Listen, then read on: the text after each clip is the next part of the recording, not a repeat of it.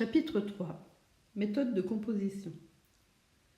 Charles Dickens, dans une note que j'ai actuellement sous les yeux, parlant d'une analyse que j'avais faite du mécanisme de Barnaby Rudge, dit « Savez-vous, soit dit en passant, que Godwin a écrit son Caleb Williams à rebours ? Il a commencé par envelopper son héros dans un tissu de difficulté qui forme la matière du deuxième volume, et ensuite, pour composer le premier, il s'est mis à rêver au moyen de légitimer tout ce qu'il avait fait.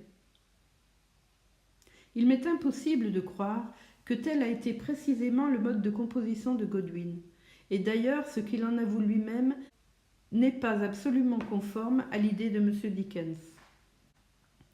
Mais l'auteur de Caleb Williams était un trop parfait artiste pour ne pas apercevoir le bénéfice qu'on peut tirer de quelques procédés de ce genre. S'il est une chose évidente, c'est qu'un plan quelconque, digne du nom de plan, doit avoir été soigneusement élaboré en vue du dénouement avant que la plume attaque le papier. Ce n'est qu'en ayant sans cesse la pensée du dénouement devant les yeux que nous pouvons donner à un plan son indispensable physionomie de logique et de causalité, en faisant que tous les incidents, et particulièrement le ton général, tendent vers le développement de l'intention. Il y a, je crois, une erreur radicale dans la méthode généralement usitée pour construire un conte.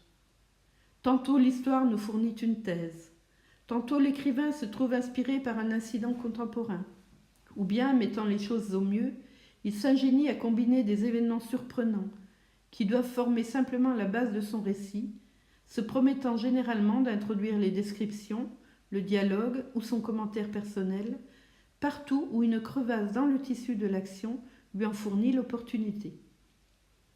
Pour moi, la première de toutes les considérations, c'est celle d'un effet à produire. Ayant toujours en vue l'originalité, car il est traître envers lui-même, celui qui risque de se passer d'un moyen d'intérêt aussi évident et aussi facile. Je me dis avant tout, parmi les innombrables effets ou impressions que le cœur, l'intelligence ou, pour parler plus généralement, l'âme est susceptible de recevoir, quel est l'unique effet que je dois choisir dans le cas présent.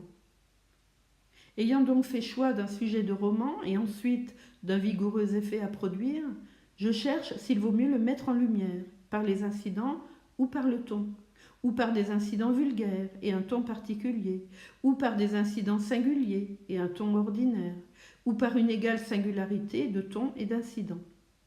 Et puis, je cherche autour de moi, ou plutôt en moi-même, les combinaisons d'événements ou de tons qui peuvent être les plus propres à créer l'effet en question. Bien souvent, j'ai pensé combien serait intéressant un article écrit par un auteur qui voudrait, c'est-à-dire qui pourrait raconter, pas à pas, la marche progressive qu'a suivie une quelconque de ses compositions pour arriver au terme définitif de son accomplissement. Pourquoi un pareil travail n'a-t-il jamais été livré au public ? Il me serait difficile de l'expliquer. Mais peut-être la vanité des auteurs a-t-elle été, pour cette lacune littéraire, plus puissante qu'aucune autre cause. Beaucoup d'écrivains, particulièrement les poètes, aiment mieux laisser entendre qu'ils composent grâce à une espèce de frénésie subtile ou d'intuition extatique, et ils auraient positivement le frisson s'il leur fallait autoriser le public à jeter un coup d'œil derrière la scène et à contempler les laborieuses et indécises embryons de pensée, la vraie décision prise au dernier moment, l'idée si souvent entrevue comme dans un éclair, et refusant si longtemps de se laisser voir en pleine lumière. La pensée pleinement mûrie et rejetée de désespoir comme étant d'une nature intraitable. Le choix prudent et les rebuts, les douloureuses ratures et les interpolations. En un mot, les rouages et les chaînes, les trucs pour les changements de décor, les échelles et les trappes, les plumes de coq, le rouge, les mouches et tout le maquillage qui, dans 99 cas sur 100, constitue l'apanage et le naturel de l'histrion littéraire. Je sais d'autre part que le cas n'est pas commun où un auteur se trouve dans une bonne condition pour reprendre le chemin par lequel il est arrivé à son dénouement. En général, les idées ayant surgi pêle-mêle ont été poursuivies et oubliées de la même manière. Pour ma part, je ne partage pas la répugnance dont je parlais tout à l'heure et je ne trouve pas la moindre difficulté à me rappeler la marche progressive de toutes mes compositions. Et puisque l'intérêt d'une telle analyse ou reconstruction, que j'ai considéré comme un desideratum en littérature, est tout à fait indépendant de tout intérêt réel supposé dans la chose analysée, on ne m'accusera pas de manquer aux convenances si je dévoile le modus operandi grâce auquel j'ai pu construire l'un de mes propres ouvrages. Je choisis le corbeau comme très généralement connu. Mon dessein est de démontrer qu'aucun point de la composition ne peut être attribué au hasard ou à l'intuition, et que l'ouvrage a marché pas à pas vers sa solution avec la précision et la rigoureuse logique d'un problème mathématique. Laissons de côté, comme ne relevant pas directement de la question poétique, la circonstance, ou si vous voulez, la nécessité d'où est née l'intention de composer un poème qui satisfit à la fois le goût populaire et le goût critique. C'est donc à partir de cette intention que commence mon analyse. La considération primordiale fut celle de la dimension. Si un ouvrage littéraire est trop long pour se laisser lire en une seule séance, il faut nous résigner à nous priver de l'effet prodigieusement important qui résulte de l'unité d'impression. Car si 2 séances sont nécessaires, les affaires du monde s'interposent, et tout ce que nous appelons l'ensemble, totalité, se trouve détruit du coup. Mais puisque, caeteris paribus, aucun poète ne peut se priver de tout ce qui concourra à servir son dessein, il ne reste plus qu'à examiner si dans l'étendue nous trouverons un avantage quelconque compensant cette perte de l'unité qui en résulte. Et tout d'abord, je dis non. Ce que nous appelons un long poème n'est en réalité qu'une succession de poèmes courts, c'est-à-dire d'effets poétiques brefs. Il est inutile de dire qu'un poème n'est un poème qu'en tant qu'il élève l'âme et lui procure une excitation intense. Et par une nécessité psychique, toutes les excitations intenses sont de courte durée. C'est pourquoi la moitié au moins du Paradis perdu n'est que pure prose, n'est qu'une série d'excitations poétiques, parsemées inévitablement de dépressions correspondantes, tout l'ouvrage étant privé, à cause de son excessive longueur, de cet élément artistique si singulièrement important, totalité ou unité d'effet. Il est donc évident qu'il y a, en ce qui concerne la dimension, une limite positive pour tous les ouvrages littéraires. C'est la limite d'une seule séance. Et quoique, en de certains ordres de compositions en prose, tels que Robinson Crusoé, qui ne réclament pas l'unité, cette limite puisse être avantageusement dépassée, il n'y aura jamais profit à la dépasser dans un poème. Dans cette limite même, l'étendue d'un poème doit se trouver en rapport mathématique avec le mérite du dit poème, c'est-à-dire avec l'élévation ou l'excitation qu'il comporte, en d'autres termes encore, avec la quantité de véritables effets poétiques dont il peut frapper les âmes. Il n'y a à cette règle qu'une seule condition restrictive, c'est qu'une certaine quantité de durée est absolument indispensable pour la production d'un effet quelconque. Gardant bien ces considérations présentes à mon esprit, ainsi que ce degré d'excitation que je ne plaçais pas au-dessus du goût populaire, non plus qu'au-dessous du critique, je conçus tout d'abord l'idée de la longueur convenable de mon poème, projeté, une longueur de 100 vers environ. Or, il n'en a en réalité que 108. Ma pensée, ensuite, s'appliqua au choix d'une impression ou d'un effet à produire.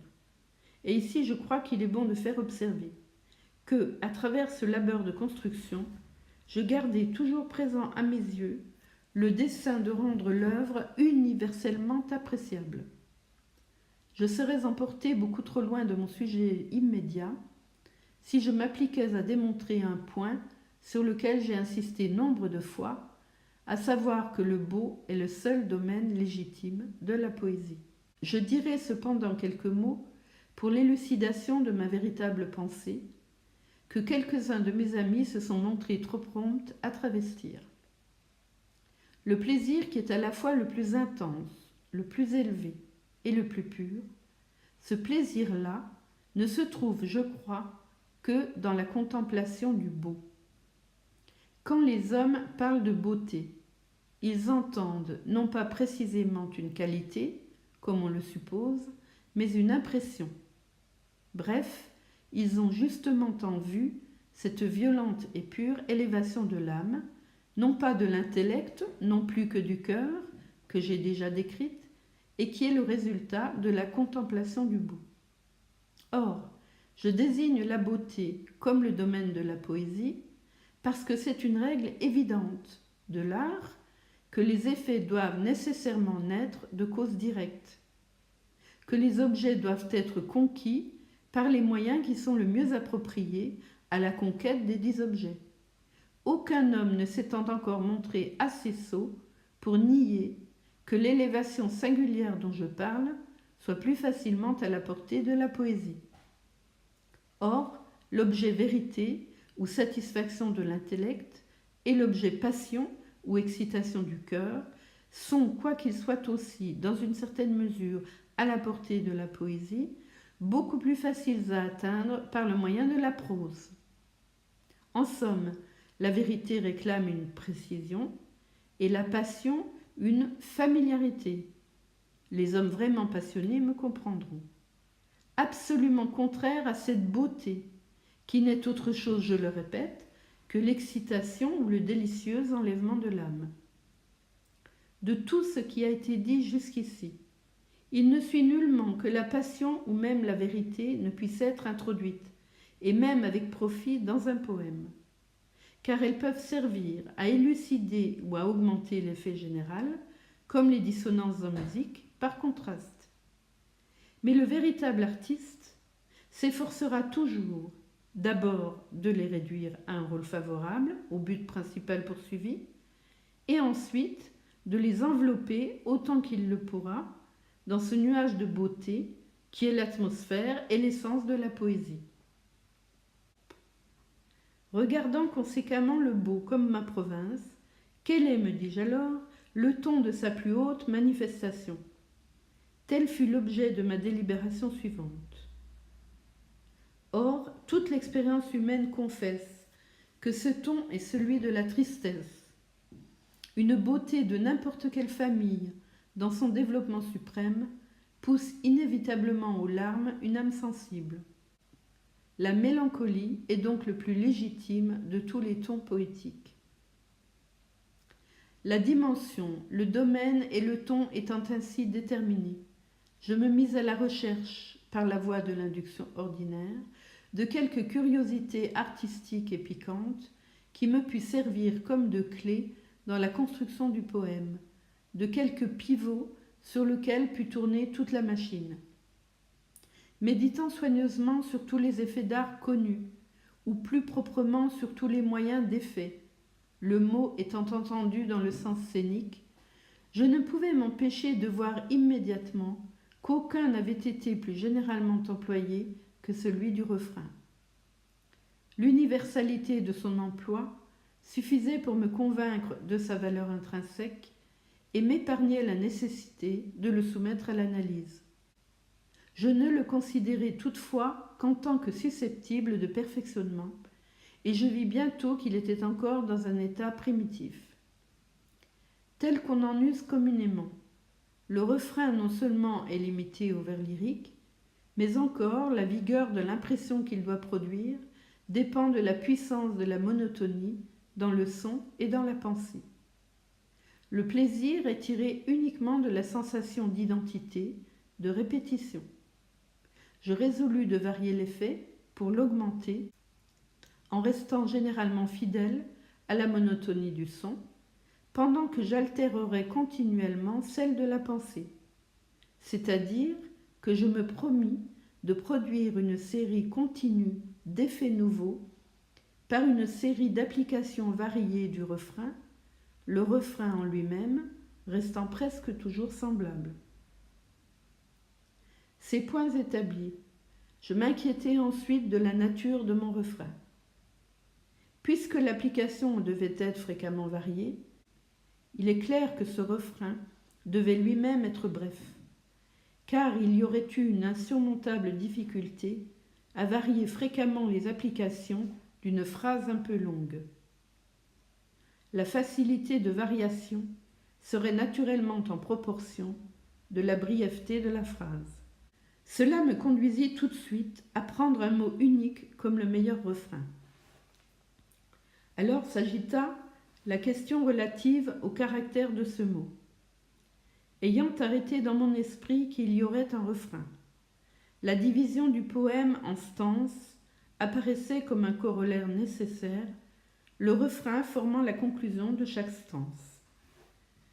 Que cette conclusion, cette chute, pour avoir de la force, dut nécessairement être sonore et susceptible d'une emphase prolongée, cela n'admettait pas le doute, et ces considérations me menèrent inévitablement à l'o long, comme étant la voyelle la plus sonore, associée à l'air, comme étant la consonne la plus vigoureuse. Le son du refrain étant bien déterminé, il devenait nécessaire de choisir un mot qui renfermât ce son et qui en même temps fût dans le plus complet accord possible avec cette mélancolie que j'avais adoptée comme ton général du poème. Dans une pareille enquête, il eût été absolument impossible de ne pas tomber sur le mot nevermore, jamais plus. En réalité, il fut le premier qui se présenta à mon esprit. Le désidératum suivant fut: quel sera le prétexte pour l'usage continu du mot unique jamais plus? Observant la difficulté que j'éprouvais à trouver une raison plausible et suffisante pour cette répétition continue, je ne manquai pas d'apercevoir que cette difficulté surgissait uniquement de l'idée préconçue que ce mot, si opiniâtrement et monotonement répété, devait être proféré par un être humain. Qu'en somme, la difficulté consistait à concilier cette monotonie avec l'exercice de la raison dans la créature chargée de répéter le mot. Alors se dressa tout de suite l'idée d'une créature non raisonnable, et cependant douée de parole. Et très naturellement, un perroquet se présenta d'abord. Mais il fut immédiatement dépossédé par un corbeau, celui-ci étant également doué de parole, et infiniment plus en accord avec le ton voulu.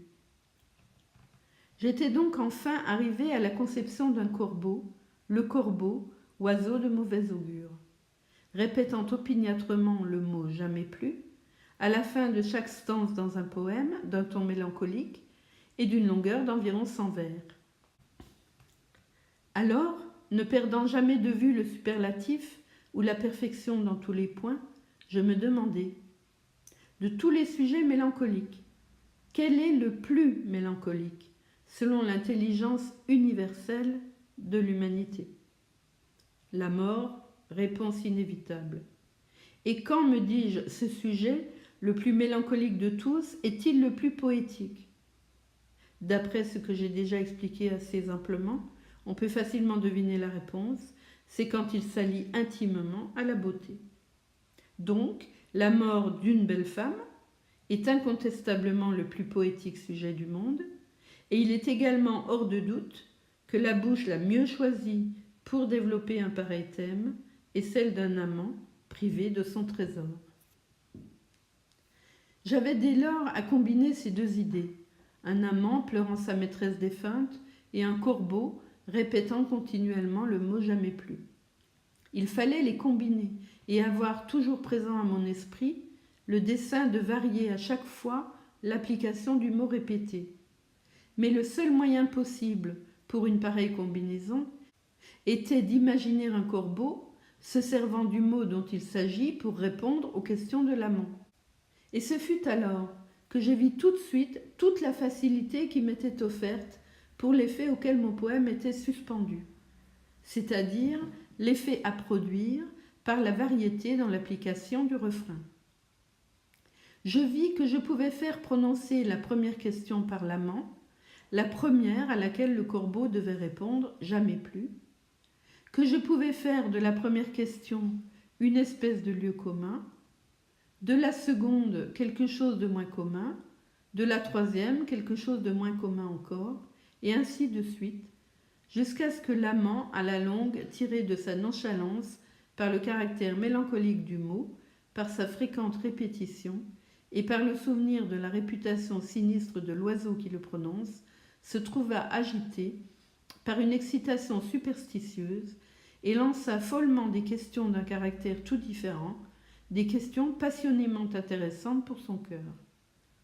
Questions faites moitié dans un sentiment de superstition et moitié dans ce désespoir singulier qui puise une volupté dans sa torture. Non pas seulement parce que l'amant croit au caractère prophétique ou démoniaque de l'oiseau, qui, la raison le lui démontre, ne fait que répéter une leçon apprise par routine, mais parce qu'il éprouve une volupté frénétique à formuler ainsi ses questions et à recevoir du jamais plus toujours attendu une blessure répétée, d'autant plus délicieuse qu'elle est plus insupportable. Voyant donc cette facilité qui m'était offerte, ou pour mieux dire, qui s'imposait à moi, dans le progrès de ma construction, j'arrêtai d'abord la question finale, la question suprême à laquelle le jamais plus devait en dernier lieu servir de réponse, cette question à laquelle le jamais plus fait la réplique la plus désespérée, la plus pleine de douleur et d'horreur qui se puisse concevoir. Ici donc, je puis dire que mon poème avait trouvé son commencement par la fin, comme devraient commencer tous les ouvrages d'art. Car ce fut alors, juste à ce point de mes considérations préparatoires, que pour la première fois, je posai la plume sur le papier pour composer la stance suivante. Prophète, dis-je, être de malheur, oiseau ou démon, toujours prophète, par ce ciel tendu sur nos têtes, par ce Dieu que tous deux nous adorons, dis à cette âme chargée de douleur, si dans le paradis lointain, elle pourra embrasser une fille sainte que les anges nomment Lénore, embrasser une précieuse et rayonnante fille que les anges nomment Lénore. Le corbeau dit jamais plus. Ce fut alors seulement que je composai cette stance, d'abord pour établir le degré suprême, et pouvoir ainsi plus à mon aise varier et graduer, selon leur sérieux et leur importance, les questions précédentes de l'amant, et en second lieu, pour arrêter définitivement le rythme, le mètre, la longueur et l'arrangement général de la stance, ainsi que graduer les stances qui devaient précéder, de façon qu'aucune ne pût surpasser cette dernière par son effet rythmique. Si j'avais été assez imprudent dans le travail de composition qui devait suivre, pour construire des stances plus vigoureuses, je me serais appliqué délibérément et sans scrupule à les affaiblir, de manière à ne pas contrarier l'effet du crescendo. Je pourrais aussi bien placer ici quelques mots sur la versification. Mon premier but était, comme toujours, l'originalité. Jusqu'à quel point la question de l'originalité en versification a été négligée, c'est une des choses du monde les plus inexplicables. En admettant qu'il y ait peu de variétés possibles dans le rythme pur, toujours est-il évident que les variétés possibles de mètres et de stances sont absolument infinies. Et toutefois, pendant des siècles, aucun homme n'a jamais fait en versification, ou même n'a jamais paru vouloir faire quoi que ce soit d'original. Le fait est que l'originalité, excepté dans des esprits d'une force tout à fait insolite, n'est nullement, comme quelques-uns le supposent, une affaire d'instinct ou d'intuition. Généralement, pour la trouver, il faut la chercher laborieusement, et bien qu'elle soit un mérite positif du rang le plus élevé, c'est moins l'esprit d'invention que l'esprit de négation qui nous fournit les moyens de l'atteindre. Il va sans dire que je ne prétends à aucune originalité dans le rythme ou dans le mètre du corbeau. Le premier est trocaïque. Le second se compose d'un vers octomètre acatalectique, alternant avec un heptamètre catalectique, qui répété devient refrain au cinquième vers, et se termine par un tétramètre catalectique. Pour parler sans pédanterie, les pièces employées, qui sont des trochées, consistent en une syllabe longue suivie d'une brève. Le premier vers de la stance est fait de 8 pieds de cette nature, le second de 7,5, le troisième de 8, le quatrième de 7,5, le cinquième de 7,5 également, le 6e de 3,5. Or, chacun de ces vers, pris isolément, a déjà été employé, et toute l'originalité du corbeau consiste à les avoir combinés dans la même stance. Rien de ce qui peut ressembler, même de loin, à cette combinaison n'a été tenté jusqu'à présent. L'effet de cette combinaison originale est augmenté par quelques autres effets inusités. L'effet de cette combinaison originale est augmenté par quelques autres effets inusités et absolument nouveaux, tirés d'une application plus étendue de la rime et de l'allitération. Le point suivant à considérer était le moyen de mettre en communication l'amant et le corbeau, et le premier degré de cette question était naturellement le lieu. Il semblerait que l'idée qui doit en ce cas se présenter d'elle-même est une forêt ou une plaine. Mais il m'a toujours paru qu'un espace étroit et resserré est absolument nécessaire pour l'effet d'un incident isolé. Il lui donne l'énergie qu'un cadre ajoute à une peinture. Il a cet avantage moral incontestable de concentrer l'attention dans un petit espace, et cet avantage, cela va sans dire, ne doit pas être confondu avec celui qu'on peut tirer de la simple unité de lieu. Je résolus donc de placer l'amant dans sa chambre, dans une chambre sanctifiée pour lui par les souvenirs de celle qui y a vécu. La chambre est représentée comme richement meublée, et cela est en vue de satisfaire aux idées que j'ai déjà expliquées au sujet de la beauté, comme étant la seule véritable thèse de la poésie. Le lieu ainsi déterminé, il fallait maintenant introduire l'oiseau, et l'idée de le faire entrer par la fenêtre était inévitable. Que l'amant suppose d'abord que le battement des ailes de l'oiseau contre le volet est un coup frappé à sa porte, c'est une idée qui est née de mon désir d'accroître, en la faisant attendre, la curiosité du lecteur, et aussi de placer l'effet incidentel de la porte ouverte toute grande par l'amant, qui ne trouve que ténèbres, et qui dès lors peut adopter en partie l'idée fantastique que c'est l'esprit de sa maîtresse qui est venu frapper à sa porte.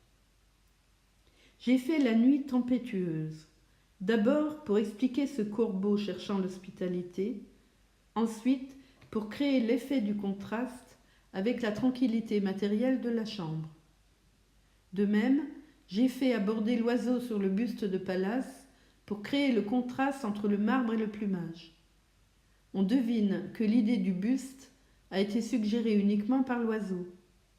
Le buste de Pallas a été choisi d'abord à cause de son rapport intime avec l'érudition de l'amant, et ensuite à cause de la sonorité même du mot Pallas. Vers le milieu du poème, j'ai également profité de la force du contraste dans le but de creuser l'impression finale. Ainsi, j'ai donné à l'entrée du corbeau une allure fantastique, approchant même du comique, autant du moins que le sujet le pouvait permettre. Il entre avec un tumultueux battement d'ailes. Il ne fit pas la moindre révérence. Il ne s'arrêta pas, il n'hésita pas une minute, mais avec la mine d'un lord ou d'une lady, il se percha au-dessus de la porte de ma chambre. Dans les 2 stances qui suivent, le dessin devient même plus manifeste. Alors cet oiseau d'ébène, par la gravité de son maintien et la sévérité de sa physionomie, induisant ma triste imagination à sourire, bien que ta tête, lui dis-je, soit sans huppe et sans cimier, tu n'es certes pas un poltron, lugubre et ancien corbeau, voyageur parti des rivages de la nuit. Dis-moi quel est ton nom seigneurial aux rivages de la nuit plutonienne. Le corbeau dit jamais plus. Je fus émerveillé que ce disgracieux volatile entendît si facilement la parole, bien que sa réponse n'eût pas un bien grand sens et ne me fût pas d'un grand secours. Car nous devons convenir que jamais il ne fut donné à un homme vivant de voir un oiseau au-dessus de la porte de sa chambre, un oiseau ou une bête sur un buste sculpté au-dessus de la porte de sa chambre, se nommant d'un nom tel que jamais plus. Ayant ainsi préparé l'effet du dénouement, j'abandonne immédiatement le ton fantastique pour celui du sérieux le plus profond. Ce changement de ton commence avec le premier vers de la stance qui suit la dernière citée. Mais le corbeau perché solitairement sur le buste placide, ne proféra, etc. À partir de cet instant, l'amant ne plaisante plus. Il ne voit même plus rien de fantastique dans la conduite de l'oiseau. Il parle de lui comme d'un triste, disgracieux, sinistre, maigre et augural oiseau des anciens jours, et il sent les yeux ardents qui le brûlent jusqu'au fond du cœur. Cette évolution de pensée, cette imagination dans l'amant, a pour but d'en préparer une analogue dans le lecteur, d'amener l'esprit dans une situation favorable pour le dénouement, qui maintenant va venir aussi rapidement et aussi directement que possible. Avec le dénouement proprement dit, exprimé par le jamais plus du corbeau, réponse lancée à la question finale de l'amant, s'il retrouvera sa maîtresse dans un autre monde. Le poème, dans sa phase la plus claire, la plus naturelle, celle d'un simple récit, peut être considéré comme fini. Jusqu'à présent, chaque chose est restée dans les limites de l'explicable, du réel. Un corbeau a appris par routine le seul mot jamais plus, et ayant échappé à la surveillance de son propriétaire, et réduit à minuit par la violence de la tempête, à demander un refuge à une fenêtre où brille encore une lumière, la fenêtre d'un étudiant, plongé à moitié dans ses livres, à moitié dans les souvenirs d'une bien-aimée défunte. La fenêtre étant ouverte au battement des ailes de l'oiseau, celui-ci va se percher sur l'endroit le plus convenable, hors de la portée immédiate de l'étudiant, qui, s'amusant de l'incident et de la bizarre conduite du visiteur, lui demande son nom en manière de plaisanterie et sans s'attendre à une réponse.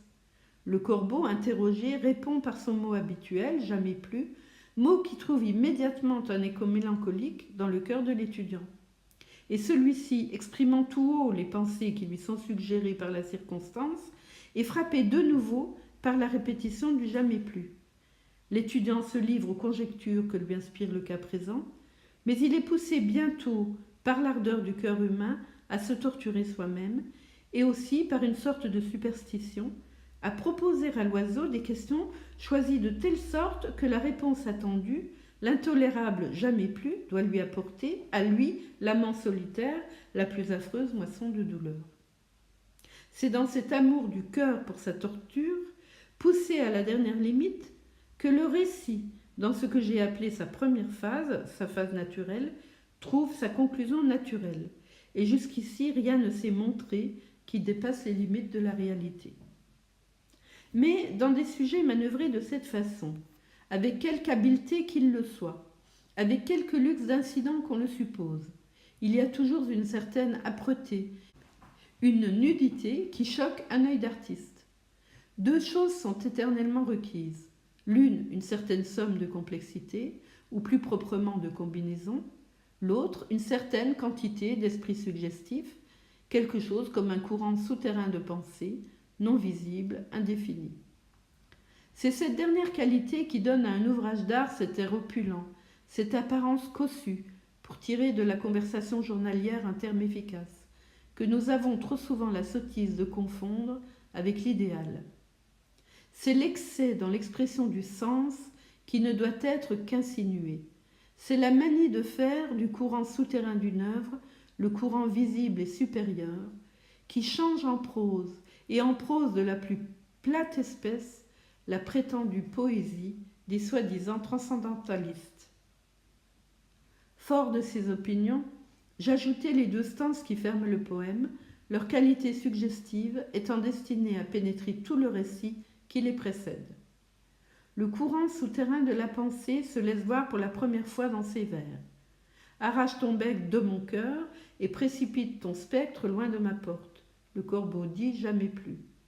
On remarquera que les mots de mon cœur renferment la première expression métaphorique du poème. Ces mots, avec la réponse jamais plus, disposent l'esprit à chercher un sens moral dans tout le récit développé antérieurement. Le lecteur commence dès lors à considérer le corbeau comme emblématique. Mais ce n'est que juste au dernier vers de la dernière stance qu'il lui est permis de voir distinctement l'intention de faire du corbeau le symbole du souvenir funèbre et éternel. Et le corbeau immuable est toujours installé sur le buste pâle de Pallas, juste au-dessus de la porte de ma chambre, et ses yeux ont toute la semblance des yeux d'un démon qui rêve, et la lumière de la lampe, en ruisselant sur lui, projette son ombre sur le plancher. Et mon âme, hors du cercle de cette ombre, qui gît flottante sur le plancher, ne pourra plus s'élever, jamais plus.